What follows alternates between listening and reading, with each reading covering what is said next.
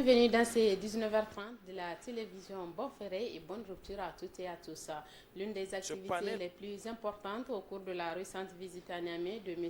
Malpass, président du groupe de la Banque mondiale, a été sans nul doute le panel de discussion sur les perspectives du développement du pays, tenant en marge du discours de positionnement du président du groupe de la Banque mondiale. Abdrahmane Inoussa Issa pour plus de précision. Ce panel a réuni, outre le président de la République et celui du groupe de la Banque mondiale, 3 acteurs économiques du secteur privé nigérien.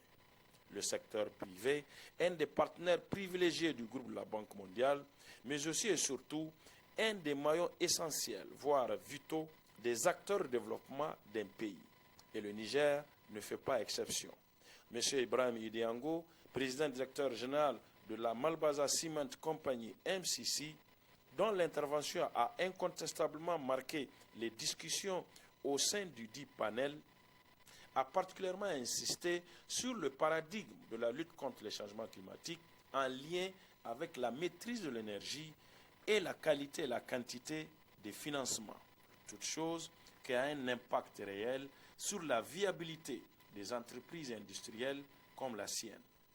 Le problème, c'est que le financement de la transition et de l'adaptation climatique dont nous avons besoin, qui représente des sommes importantes et qui aujourd'hui se mettent dans une situation d'urgence parce que les cotes d'alerte sont atteintes partout, vous l'avez rappelé, Monsieur le Président, dans tous les domaines, l'eau, la nourriture, l'éducation. La mobilisation de ces financements est malheureusement très lente et les niveaux sont également très faibles. Alors que le questionnement du secteur privé, sa survie quotidienne, les problèmes auxquels il fait face quotidiennement, leur horizon est quotidien. Pour fabriquer du ciment, nous avons besoin tous les jours de plusieurs centaines de tonnes de charbon. Ce minerai hautement décrié dont vous venez de parler, Monsieur le Président Malpa. Ce minerai, nous sommes obligés actuellement de l'importer de l'extérieur. Peut-être pas très loin, mais avec des défis logistiques importants. Ça coûte cher pour notre entreprise, ça coûte cher pour notre pays, parce que c'est en devise qu'il faut payer ce charbon. Il se trouve que ce charbon, le Niger en dispose dans des quantités considérables. Et à ce que nous savons, dans des qualités aussi très élevées. Alors je pose la question, comment nous allons faire actuellement en attendant le financement de la transition et de l'adaptation? Est-ce que nous allons nous lancer dans l'exploitation rapide, intensive du charbon dont nous disposons, qui est à portée de main chez nous, avec à la clé la perspective d'une autonomie rapide sur le plan énergétique, baisse du coût de nos productions, économie de notre pays en devises et implication et répercussions également sur le prix du ciment que nous allons vendre? Ou bien est-ce que nous allons attendre, si nous pouvons survivre, je ne crois pas, que les financements concernant l'adaptation et la transition climatique soient mobilisés et nous parviennent jusqu'à nous? Monsieur le Président, je n'aurais pas osé poser ces questions à haute voix il y a quelque temps. Si je l'ai fait aujourd'hui, c'est parce que depuis quelque temps, nous avons suivi la réouverture des mines de charbon partout dans le monde, en Europe, en Amérique, en Asie. Et parfois, par des pays qui sont jusqu'alors présentés comme des parangons de l'énergie propre.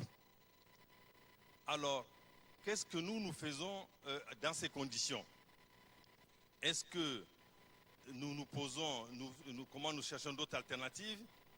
Parce que le discours qui est tenu finalement au cours de ces sommets sur le réchauffement climatique est quelque peu écorné par le comportement de ces mêmes pays lorsqu'ils sont confrontés à des problèmes énergétiques de chauffage pendant l'hiver et nous, des questions parfois de nourriture avec les répercussions que ça a sur le réchauffement climatique. Les défis de développement du secteur privé sont multiples et divers. Et à côté de l'accès au financement, dont le PDG de MCC a parlé plus haut et qu'elle va évoquer à son tour, Mme Zainabou Meida, présidente directrice générale du Nigerlais, y a ajouté l'impact négatif d'un dispositif fiscal inadapté ou très rigide. notre fiscalité qui n'est pas une fiscalité de développement, mais plutôt une fiscalité de collecte de recettes. Et pour ça, Monsieur le Président, vous l'avez si bien noté, le secteur privé est là pour accompagner et les partenaires sont là, je pense, pour nous accompagner aujourd'hui à appréhender ce risque de réforme profonde qui vise une décélération fiscale qui va amener à un véritable élargissement de l'assiette. Aujourd'hui, notre code des impôts est un code des impôts qui change chaque année. Nous sommes presque au goulot d'étranglement. Et à mon avis, nous devons tous ensemble de permettre à ce Niger de continuer à appréhender la vision de la croissance. Si la troisième invitée, Madame Aïcha Maki, cinéaste réalisatrice, elle a plutôt insisté sur l'éducation et les défis de ce secteur qui relèvent beaucoup plus de l'État. M. Ibrahim Ideango pense que malgré tout, ces entraves et ces difficultés ne sont pas insurmontables. Au contraire, l'espoir est permis. Monsieur le Président, l'espoir est permis. Nous ne sommes que 3 aujourd'hui, membres du secteur privé, à être à vos côtés. Mais en réalité, dans cette salle, il y a des dizaines qui nous ressemblent. Et en Afrique, il y a des centaines qui nous regardent peut-être en ce moment et qui croient au devenir de l'Afrique, qui investissent, qui croient au devenir de l'Afrique et qui croient que l'Afrique ne fait plus partie des problèmes, mais qu'elle est entrée dans le cercle des solutions. Ces investisseurs donc, qui investissent tous les jours dans leur pays comme nous le faisons dans le nôtre, qui prennent des risques tous les jours, qui créent des richesses, offrent des emplois aux jeunes, réalisent bien entendu des profits et participent à la mobilisation des ressources nécessaires au développement de nos pays. Ces investisseurs qui croient dans les solutions pour sortir de cette impasse, à l'intégration régionale, pas n'importe quelle intégration, une intégration ordonnée, une intégration qui tienne compte des forces et des faiblesses des marchés en présence, pas une intégration débridée dans laquelle certains dirigeants du continent veulent nous engager au risque d'entraîner la désintégration des maillons faibles de cette Afrique que nous voulons unir sur le plan économique. Le secteur privé, acteur et moteur de développement économique et social, c'est certainement avec cette conviction renforcée par tout ce qui a été dit ici que le président de la République et les panélistes ont pris congé d'un public assez intéressé, composé d'officiels, mais aussi d'étudiants de l'Université Abdou-Moumouni Diofo de Niamey et de beaucoup d'autres anonymes venus pour la circonstance. Le groupe de presse Bonferré a lancé ce samedi 1er avril 2023, correspondant au 10e jour du mois béni de Ramadan, la Moussabaka édition 1444. L'édition 2023 est sponsorisée par la Banque islamique du Niger, dont les responsables ont étalé les raisons de ce choix en cette période. Les catégories retenues sont le quart, la moitié et le Coran complet, suivant les comptes rendus. Encourager la lecture et l'apprentissage du Saint-Coran, tel est l'objectif de cette Moussabaka édition 1444 du groupe de presse Bonferré de BTC 10 Ramadan correspondant au 1er avril 2023. Une édition organisée après plusieurs années de pause. Nous remercions la Banque islamique du Niger et aussi le directeur général de la radio Bonferré qui a pu avoir l'initiative de réorganiser la Moussabaka du Coran pendant le mois de Ramadan. Parce que notre Moussabaka qu'on organise est très suivi. Le sponsor officiel de cette édition est la Banque islamique du Niger, BIN, qui lutte pour la promotion de la finance islamique dans notre pays. Que cette finance islamique obéit aux règles et principes de la charia. Dans la forme de financement ou de collecte de dépôt que la banque fait, il est interdit de faire du riba, donc ce qu'on appelle l'intérêt. Il est interdit de faire de la spéculation ou les jeux de hasard. Donc ce qui fait que la banque islamique fait des opérations de commerce. Elle achète, elle revend, ou elle fabrique, elle revend, ou elle met en location des biens. Tout comme il y a aussi la possibilité de faire ce qu'on appelle l'association, donc en participation des pertes et profits. Donc la banque s'associe avec le client pour exécuter une activité et ils partagent les pertes et les profits ensemble. Avec l'événement de Moussabaka, on s'est dit que c'est une responsabilité pour nous en tant que banque islamique. Surtout, ça rentre dans le cadre de notre responsabilité sociétale pour pouvoir accompagner cet événement d'envergure qui est très suivi par les Nigériens. Cette Moussabaka rentre dans le cadre d'aider les talibés de leur quête du savoir islamique, mais également de pousser les musulmans dans l'apprentissage du Saint-Coran. Intéressons à présent aux recommandations pour la deuxième décade du mois béni de Ramadan, période durant laquelle les fidèles musulmans sont invités à multiplier les prières afin d'obtenir le pardon de Dieu. Comment doit-on passer et observer cette deuxième décade du mois béni du Ramadan? Élément de réponse dans ce reportage signé Ramat Abdou et Abdelaziz Jibril. Avant d'entamer la deuxième décade du mois béni, la population de la ville de Niamey se prépare pour accueillir la deuxième partie du Ramadan, où il est recommandé aux fidèles musulmans de multiplier leurs prières plus que celles de la première décade. Et pour le deuxième écart, il faudrait multiplier l'effort et faire le plus que le premier pour avoir le plus. Parce que le premier écart seulement ne suffira pas, mais bien qu'on est dans le deuxième, et jusqu'à présent il n'a pas commencé, alors c'est dès le début qu'on va tout commencer pour avoir plus que l'autre. Et vraiment,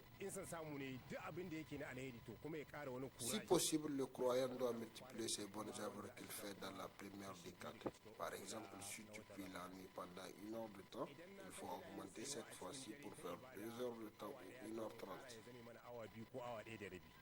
Selon Malama Aïcha Mahamadou, la deuxième décade a des mérites énormes chez les croyants.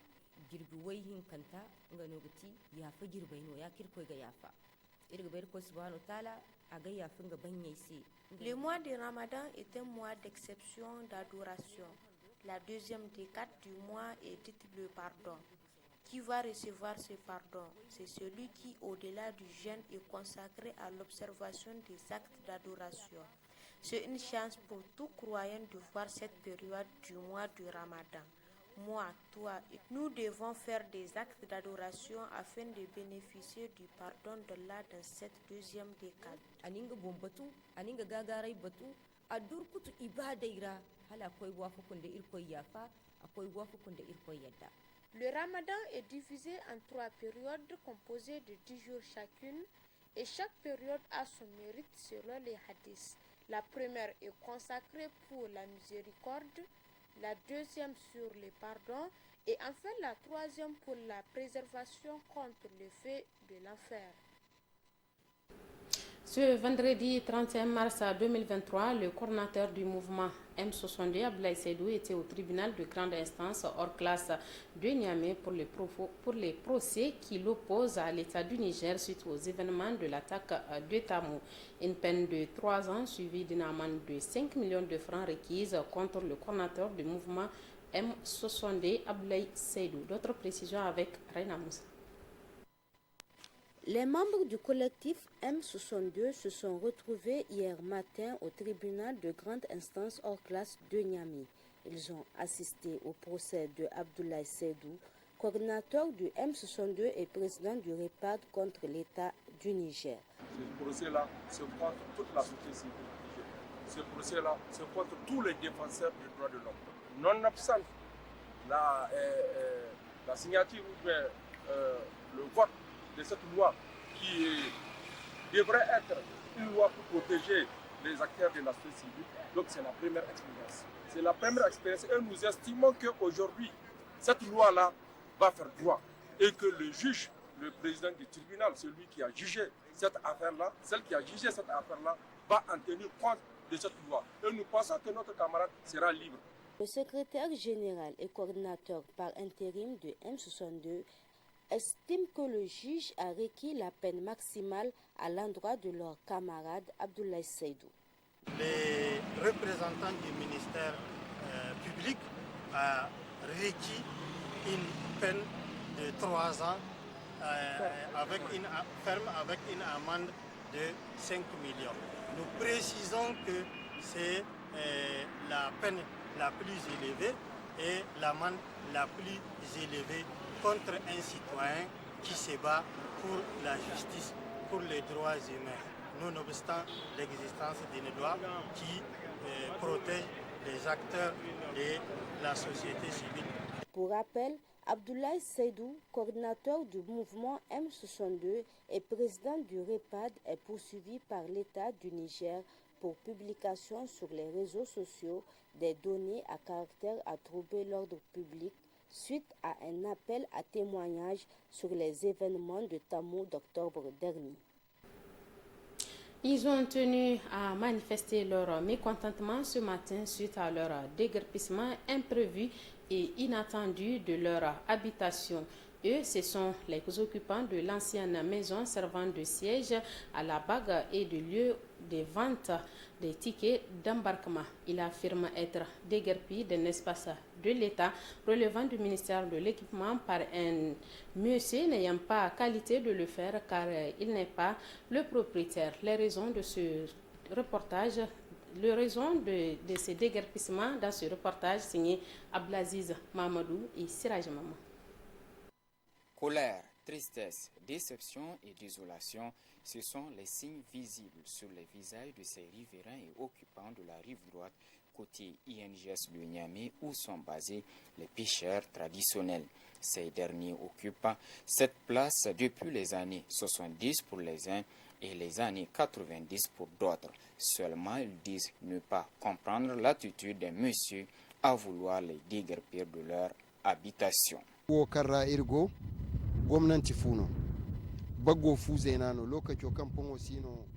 Cet espace appartient à l'État. C'est l'ancien siège de la BAC où, à l'époque, la police et les vendeurs de tickets vivaient. Notre papa, pêcheur traditionnel, a sollicité et obtenu auprès des responsables l'autorisation d'habiter la maison. Notification lui a été faite que le terrain relève du ministère de l'Équipement qui peut le récupérer au besoin.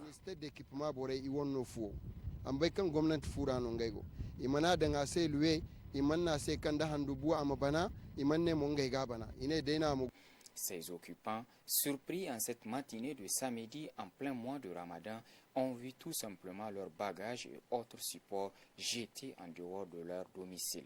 Les raisons, c'est leur représentant qui les détaille ici.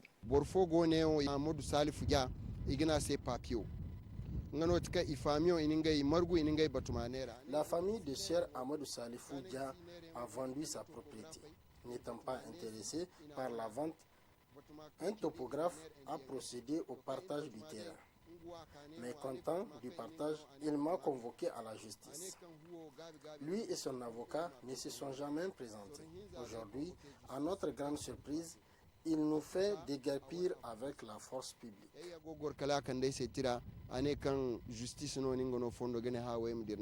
Le commandant des sapeurs-pompiers peut témoigner selon les pêcheurs traditionnels de leur activité de sauvetage qu'ils exercent à chaque fois qu'on fait appel à eux.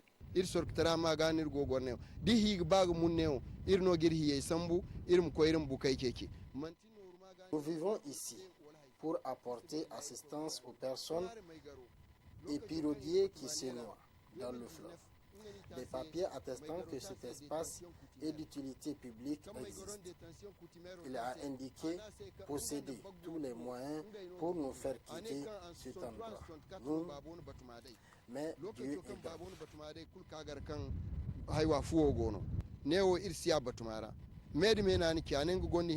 grand. Wallahi abisbor waitaki kakande neo akandi isiyan akanda ala don kandi gendarme yan ganem kagir hamburandi irwo kawai inga sibadeno irma gorneo. Loin de vouloir être en conflit avec l'auteur de ce déguerpissement imprévu et inattendu de ces familles, les concernés invitent l'État à prendre en compte leurs préoccupations afin que cette situation injustement créée selon eux puisse être réglée en toute urgence. C'est la fin de cette édition. Merci de nous avoir suivis. Le programme continue sur Bonferré Télévision.